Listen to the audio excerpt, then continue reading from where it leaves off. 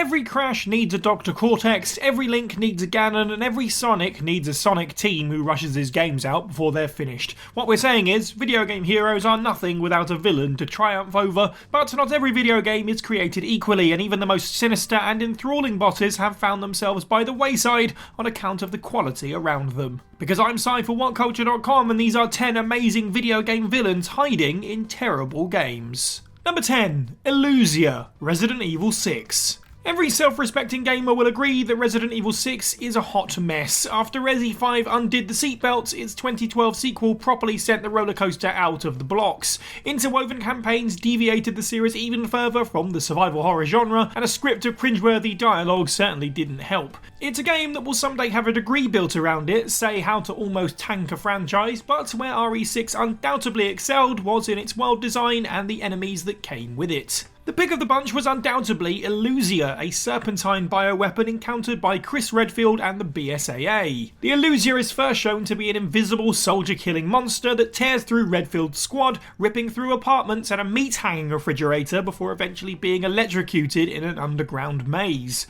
Not only is the giant snake a fitting monster for fans of the series to grapple with, considering that there was a giant snake in the first game, but the sequence of players skulking around the complex being hunted by the foe is one of the few times that RE6 is able to nail that blend between action and its survival horror roots. Number 9. Jigsaw, Saw the video game. Saw redefined the horror genre when it first hit the big screen back in 2004, owing much of its success to its chief baddie, John Kramer, aka the Jigsaw Killer. Portrayed masterfully by Tobin Bell, Jigsaw is an eloquent and intelligent individual who tests people's will to survive by placing them in traps that would either kill them or put them through unimaginable pain in order to escape. The two video games that were released for the series are hard to be seen as anything other than fairly blatant cash grabs. Both featured unresponsive controls, annoying puzzles, traps that were ripped straight out of the films, and visuals that were subpar even for the time. However, the one good thing that both Saw games were able to boast was the usual mesmeric performances from Bell himself. Jigsaw pops up on a television screen to explain the rules of a game or to deliver a scathing remark or two, and there's something about Tobin Bell's voice that feels so right for a wannabe gritty horror game.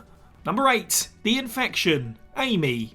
Amy is a survival horror game, and not a very good one at that. It sees players take control of a woman named Lana as she attempts to guide an 8-year-old autistic girl through a disease-ridden village infested with zombies. And that's about it as far as the storyline goes, with players swapping between evading the undead and the mysterious Phoenix Foundation. Upon release, Amy was almost universally panned by fans and critics alike. The camera work is abysmal, there were countless glitches present, and the repetitive gameplay was made even more annoying by how sporadic the checkpoints were. However, there was one mechanic developers Vector Cell managed to nail before all was said and done. Without medicine, Lana is infected by the same virus that has zombified the game's enemies and will increasingly turn the longer things play out. In order to remedy this, players must keep Lana as close as possible to Amy, whose psychic powers, yes really, keep her looking reasonably human. We say reasonably because with graphics like these, no one looks particularly pleasant. Nevertheless, it's an interesting enough mechanic, and seeing the effects of the infection at its endpoint with the game's enemies does a solid job in ramping up the stakes.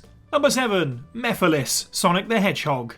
Sonic 06 is the snotty little brother of the gaming world, and the one game that almost heralded the end of one of the industry's most successful mascots. The game was intended to be a cinematic and gripping reboot for the franchise, but quickly fell into problems following Yuji Naka's departure from Sega. Sonic the Hedgehog became the walking embodiment of releasing a game that was nowhere near finished. A whole slew of bugs, glitches, long loading times, and questionable creative choices were present in the game. However, Sonic 06 introduced us to MEPHILES the Dark, the game's big baddie. Accidentally released by Shadow Rouge and Dr. Eggman, MEPHILES is an evil spirit that attempts to change the past by bonding with the demonic monster Iblis. MEPHILES is shown to be immensely powerful, but also incredibly cunning through his manipulation of silver and the ability to morph into different forms. He will be one of the few returning characters introduced in the game, returning in Sonic Forces during the MEPHILES the Dark event. Sonic 06 is far from the big epic blockbuster Sega were hoping for, but in MEPHILES at least they succeeded in nailing a suitable villain.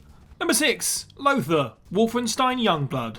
A spin-off from the main Wolfenstein series, Youngblood sees players take control of Jessie and Sophia, two American girls who join up with the French Revolution in an effort to free it from the Nazis in control in this alternate history. Overall, this is a game that feels like a spin-off. The storyline didn't pack the same kind of punch as the main entries, partly due to how the outlandish characters that come with the series' alternative history seem to be absent. This is especially the case for the main characters. Youngblood did at least have a stellar villain in General Lothar Brandt. This cunning and ruthless individual is the governor of New Paris, and in true baddie fashion, manages to find himself at odds with everyone in the game. Disillusioned with the Nazi regime, his megalomaniacal personality leads him into attempting to establish an all-new Fourth Reich. Lofty ambitions, an unhinged ego, and a willingness to get his own hands dirty, Lothar is the big bad the two girls and their French resistance allies hardly deserved. Number 5. ERWIN, PAC-MAN World 3. Prior to the release of PAC-MAN World Repack in 2022, the PAC-MAN World franchise was one of those interesting little series in gaming history that never really got off the ground. In fact, by the time the third entry came about, the series wasn't even being released in Namco's own home region. That's right, this arcade classic franchise would end up as a 3D platformer with a talking Pac-Man in a game that Japan wouldn't even touch. PAC-MAN World 3 introduces a new character to the series, a small man named ERWIN who acts as the game's antagonist. A wacky but ultimately brilliant individual, the story shows ERWIN stealing the energy from the spectral realm, the home of the ghosts. With the energy being siphoned out, having a catastrophic effect on the real world, Pac-Man is forced to team up with his old nemesis in order to stop this mad scientist. World 3 is a strange chapter in Pac-Man history and probably the worst entry in the series. However, ERWIN's achievement of dismantling the realm in which the ghosts reside is no small achievement. His wacky characteristics and challenging fights are also the high points of the game, feeling suitably like a boss encounter with some tricky sequences required to master. Number 4. The Four Divas, God Hand.